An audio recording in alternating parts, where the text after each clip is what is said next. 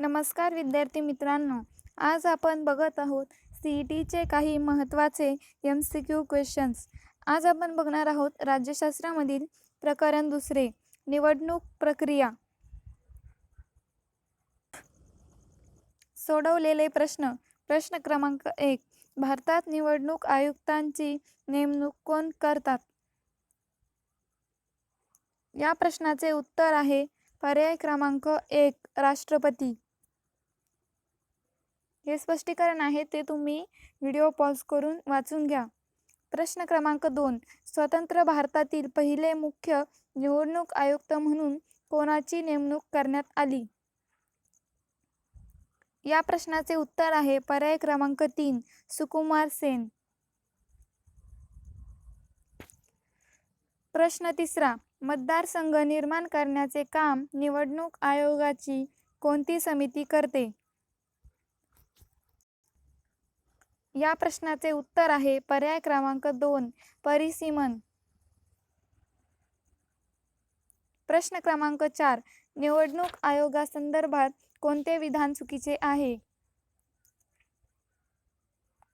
या प्रश्नाचे उत्तर आहे पर्याय क्रमांक 3, एखाद्या राज्यात केव्हा व किती टप्प्यात निवडणुका घ्यायच्या हे राज्य सरकार ठरविते. वस्तुनिष्ठ प्रश्न. प्रश्न क्रमांक 1. भारतातील निवडणूक प्रक्रियेच्या केंद्रस्थानी टिंबटिंब आहेत. या प्रश्नाचे उत्तर आहे पर्याय क्रमांक 2, निवडणूक आयोग. प्रश्न क्रमांक 2. निवडणूक आयोग या भारतातील स्वायत्त यंत्रणेची निर्मिती संविधानाच्या कोणत्या कलमाने झाली आहे? या प्रश्नाचे उत्तर आहे पर्याय क्रमांक 2, कलम 324. प्रश्न क्रमांक 3. निवडणूक आयोगाकडे स्वतंत्र कर्मचारी वर्ग टिंबटिंब. या प्रश्नाचे उत्तर आहे पर्याय क्रमांक 2, निवडणूक आयोगाकडे स्वतंत्र कर्मचारी वर्ग असेलच असे नाही. प्रश्न क्रमांक 4. वयाची टिंबटिंब वर्ष पूर्ण केलेल्या प्रत्येक भारतीयास मतदानाचा हक्क आहे. या प्रश्नाचे उत्तर आहे पर्याय क्रमांक 4, 18. प्रश्न क्रमांक 5. मतदारांना ओळखपत्र देण्याचा अधिकार कोणास आहे? या प्रश्नाचे उत्तर आहे पर्याय क्रमांक 3, निवडणूक आयोग. प्रश्न क्रमांक 6. खालीलपैकी कोणते निवडणूक आयोगाचे कार्य नाही? या प्रश्नाचे उत्तर आहे पर्याय क्रमांक 4, राजकीय पक्षांची मान्यता रद्द करणे. प्रश्न क्रमांक 7. कोणत्याही पक्षाचा पाठिंबा न घेता निवडणूक लढविणाऱ्या उमेदवारास काय म्हणतात? या प्रश्नाचे उत्तर आहे पर्याय क्रमांक 2, अपक्ष उमेदवार. प्रश्न क्रमांक 8. भारतीय लोकसभेतील एकूण सदस्य संख्या किती आहे? या प्रश्नाचे उत्तर आहे पर्याय क्रमांक 4, 543. प्रश्न क्रमांक 9. मतदान करणे हे आपले टिंबटिंब. ह्या प्रश्नाचे उत्तर आहे पर्याय क्रमांक 3, कर्तव्य व जबाबदारी आहे. मतदान करणे हे आपले कर्तव्य व जबाबदारी आहे. प्रश्न क्रमांक 10. निवडणूक आयोगाने जाहीर केलेल्या टिंबटिंबचे सरकारलाही पालन करावे लागते. या प्रश्नाचे उत्तर आहे पर्याय क्रमांक 1, आचारसंहितेचे.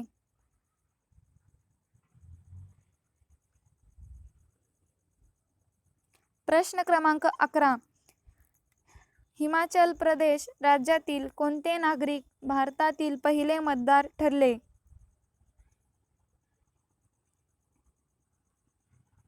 या प्रश्नाचे उत्तर आहे पर्याय क्रमांक 2, श्याम शरण नेगी. प्रश्न क्रमांक 12. खालीलपैकी कोणती बाब आचारसंहितेचे उल्लंघन करणारी आहे?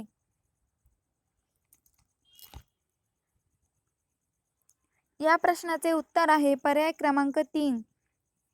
घरगुती वापराच्या वस्तूंचे वाटप करणे. प्रश्न क्रमांक 13. खालीलपैकी कोणते विधान चुकीचे आहे? येथे आपल्याला अ व ब असे 2 विधान दिलेले आहेत. त्यापैकी आपल्याला चुकीचे विधान कोणते आहे ते ओळखायला सांगितलेले आहे. अ विधान, मतदारसंघांची निश्चिती हा मतदान प्रक्रियेतील पहिला टप्पा आहे. विधान ब, निवडणुकांचे निकाल जाहीर होताच निवडणूक प्रक्रिया संपते. तर या प्रश्नाचे उत्तर आहे पर्याय क्रमांक 2. फक्त ब चुकीचे आहे.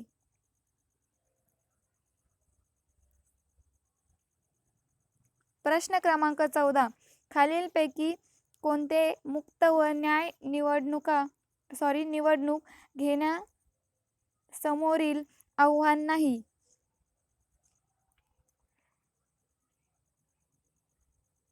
या प्रश्नाचे उत्तर आहे पर्याय क्रमांक 2.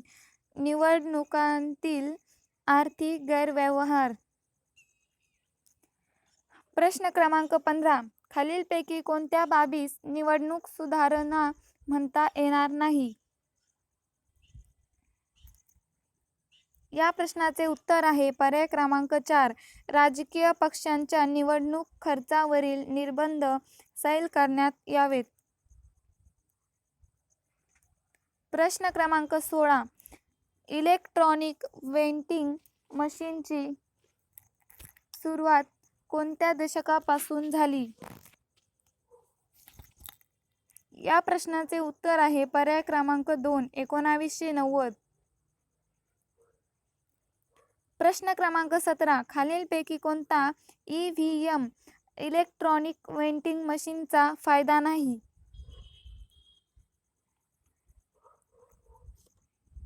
या प्रश्नाचे उत्तर आहे पर्याय क्रमांक 3. निवडणुकांचे निकाल लवकर लागतील. इथे जो EVM दिलेला आहे तो इलेक्ट्रॉनिक वेंटिंग मशीनचा शॉर्ट फॉर्म आहे.